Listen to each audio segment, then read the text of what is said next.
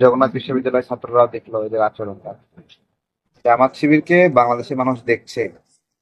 Social মিডিয়ায় এদের অবস্থান, সোশ্যাল মিডিয়ায় হ্যারাসমেন্ট করে, সোশ্যাল মিডিয়ায় মব সৃষ্টি করে, মানুষকে গালিগালাজ করে। তো এইটা জামাত শিবির তারা একটা গুপ্ত টিম।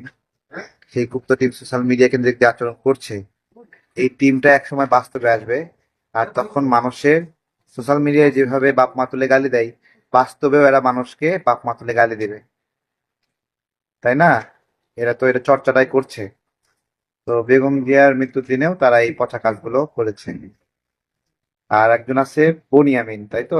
বনিয়ামিন সে নিজেই স্বীকার করে সে ইসরায়েলের এজেন্ট। ইসরায়েলের এজেন্ট না হলে বাংলাদেশি নাগরিক তো বাংলাদেশি পাসপোর্ট দিয়ে ইসরায়েলে যেতে পারবে না। সেখানে ঘুরে যায়, এবং তার একটা অডিও শুনলাম। সে বেগম জিয়ার মৃত্যু নিয়ে খুবই একটা কনসার্ন।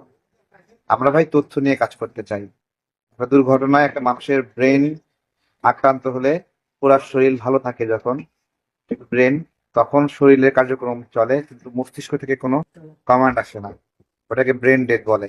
এই ধরনের ইস্যুতে, যেটা হাদির ক্ষেত্রে হয়েছে ব্রেন ডেড, হ্যাঁ, তাকে বাঁচানোর চেষ্টা করেছে। আমরা সবাই দোয়া করেছি। বেগম জিয়ার ক্ষেত্রে এই ধরনের কোনো বিষয় ছিল না।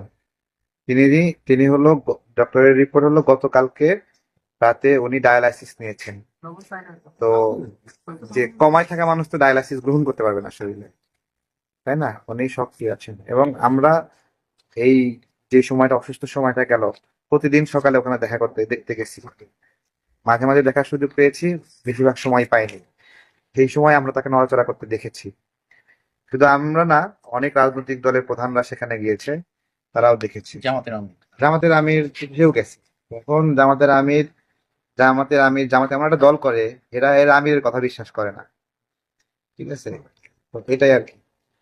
তো এদের এদের মানে সোশ্যাল মিডিয়া কেন্দ্রিক যে অত্যাচার, এটা দিন দিন বেড়ে যাচ্ছে। এবং বাংলাদেশের মানুষ এদের অত্যাচার সোশ্যাল মিডিয়াতে আগে ফেক অ্যাকাউন্ট দিয়ে করতো, কিন্তু এরা যে হাত দিয়ে লেখে, যেই মুখ দিয়ে বলে, সেটা যখন সামনে সামনে পড়া শুরু করবে, বাংলাদেশের মানুষ এদের সেই ভয়ঙ্কর রূপটা দেখতে পারবে।